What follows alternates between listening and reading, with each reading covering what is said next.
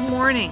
It's a beautiful morning here in North Burlington, and we're out in the garden. And what we're going to be planting today are some of our leafy greens.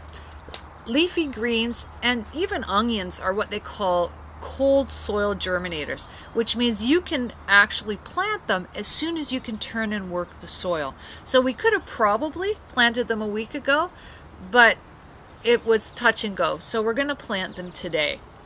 You don't need to have a huge vegetable garden either to plant some of these greens. You can have little patches of them through your flower garden, or you can even have pots on your patio or balcony if you're in a condo or an apartment. So they're very versatile. Just sprinkle the seeds, a little bit of soil over top, and keep them moist and happy, and they'll be bearing you great gifts of greenness in no time. Let's take a look at what it is we're going to plant today. So like I said, onions are cold germinators, so we're going to put some of our onions in today.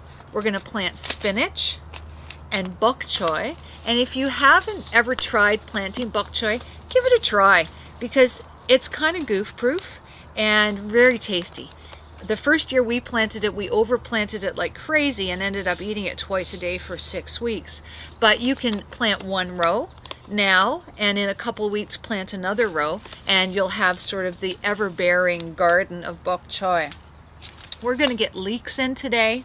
We're going to get a few different varieties of lettuce in today, some Swiss chard, and one of my favorites, kale. So if you think we have a metric ton of kale seeds here, you're right, because we actually plant 4 varieties. So we plant the more traditional kale, the flat leaf stuff that you can see in the grocery store, usually called black kale. We're doing 2 types of curly kale, the original Old Dutch variety, and then a blue-green one. And then we're going to plant something called red Russian kale. And we found this one quite by accident one year, and it is really lovely. It is a lighter and more delicate kale, and you can use it in salads or really saute it up nicely. I've got a few herbs here like dill, basil, and parsley, and I'm not sure if they're going to go in today, but they'll soon be following, if not today. Now, before we head out to the garden to start planting, I want us to take a quick look at what Mother Nature has left us from last year. So these are things that we can start to enjoy right away. And I'm going to start by looking over my left shoulder here to this beautiful patch of chives. Now these chives, we've had an unusual spring, so these chives are almost ready to harvest because we don't necessarily want them to go to flower really quickly. So later this afternoon, I'll probably chop those all off, then chop them up really fine and put them in the freezer so that I can use them as I need them. And they'll grow back wonderfully. The other shoulder, over my right shoulder, is my sage, and it's ready to go as well. Sage is a lovely herb to add to chicken dishes, or it makes a great tea, and if you happen to be suffering from hot flashes, it's a great hot flash tea.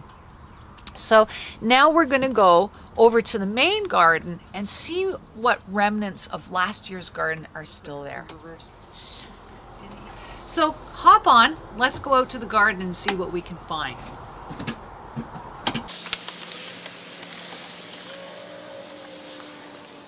We haven't been out to the garden this year, and you can tell, but look at all the beauty around us. When we get over here, we see things like garlic chives that have gone wild. We've got Melissa or lemon balm growing like crazy, and this little bush is my pride and joy.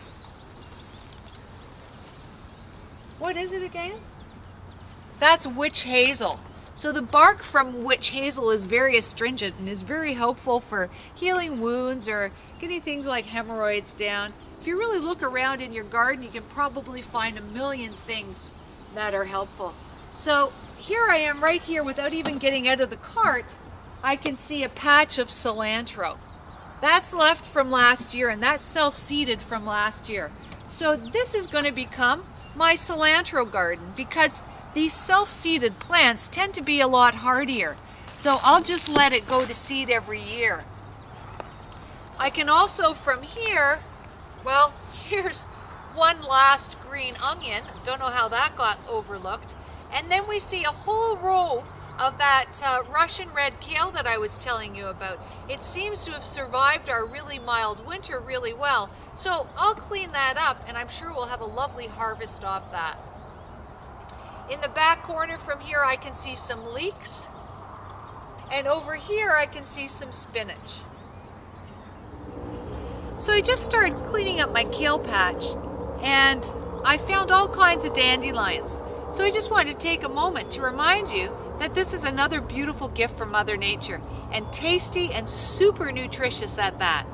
I've dug these up and within seconds they've started to wilt already, but dig them up. You can see I've got some of the root right here, so if you're a real keener, you can clean that root up and chop it into your salad too. But take these greens and cut them just above where the flower buds are. Soak them in some water, rinse the dirt off really well, and then toss them in a nice garlic vinaigrette, which you can make yourself. Super nutritious, super delicious, direct to you from Mother Nature. So, as we wind down for the day, we've just spent a few hours digging up this garden, and I just wanted to show you what we found.